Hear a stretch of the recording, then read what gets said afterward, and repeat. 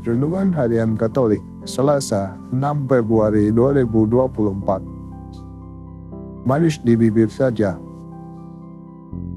Jawabnya kepada mereka, benarlah nubuat Yesaya tentang kamu, hai orang-orang munafik.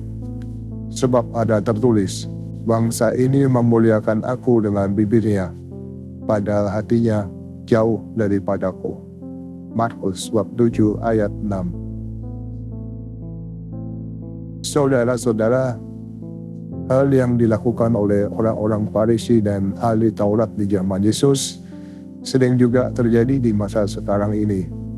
Hal itu dapat terjadi di semua kelompok agama. Sekelompok orang beragama dapat saja hanya berfokus pada ajaran agama dan mengklaim bahwa institusi agamanya memiliki kebenaran absolut. Sikap hidup dan pola pikir demikian tak jarang menimbulkan gesekan dalam kehidupan bersama di negara yang bersifat global ini. Lebih dari itu, pemikiran pun menjadi sempit. Kalau pemikiran sempit itu dipaksakan sebagai ajaran, maka akan terjadi gesekan dalam masyarakat. Setiap agama pun menjadi jalan kebenaran yang mengarahkan kepadanya. Karena itu, yang terpenting justru bagaimana setiap orang beragama secara serius mengarahkan hidupnya pada Allah dan kehendaknya sesuai dengan ajaran agamanya.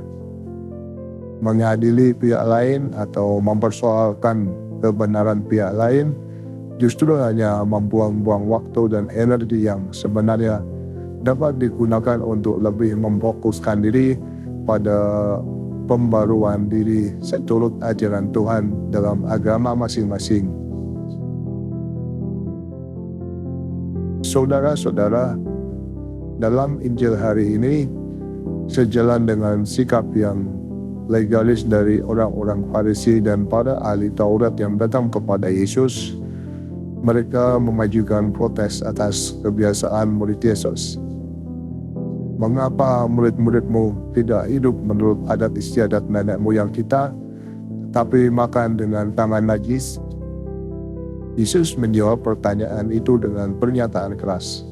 Meminjam perkataan Nabi Yesaya, Yesus berkata, bangsa ini memuliakan aku dengan bibirnya, padahal hatinya jauh dari aku.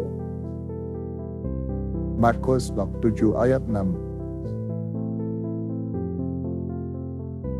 Orang-orang Farisi dan para ahli Taurat itu bersikap terlalu legalis, padahal hidup mereka yang nyata tidak sesuai dengan apa yang mereka ajarkan.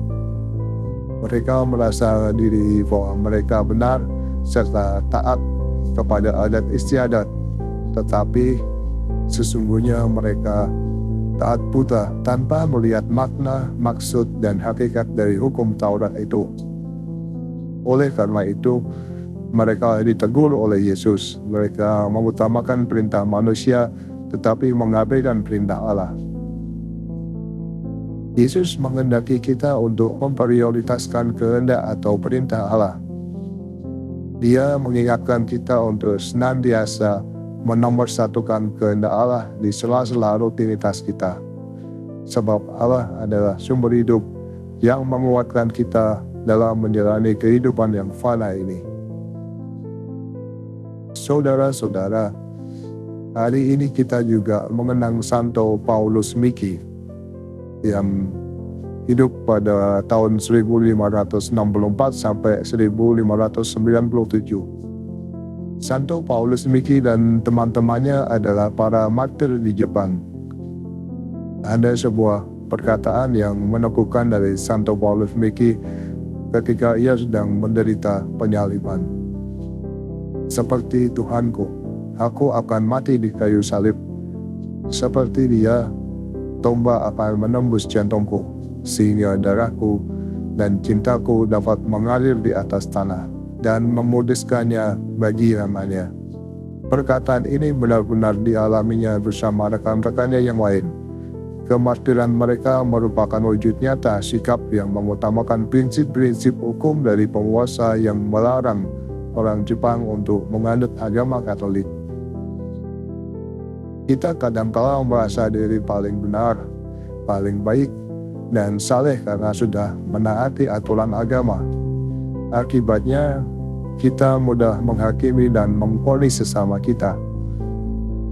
Ketaatan dan kesetiaan pada aturan-aturan yang baik memang penting, tetapi itu saja belum cukup.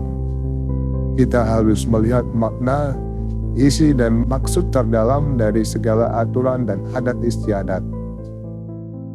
Ya Tuhan, semoga di atas segala aturan dan adat istiadat, kami mampu menemukan dan melaksanakan kehendak-Mu.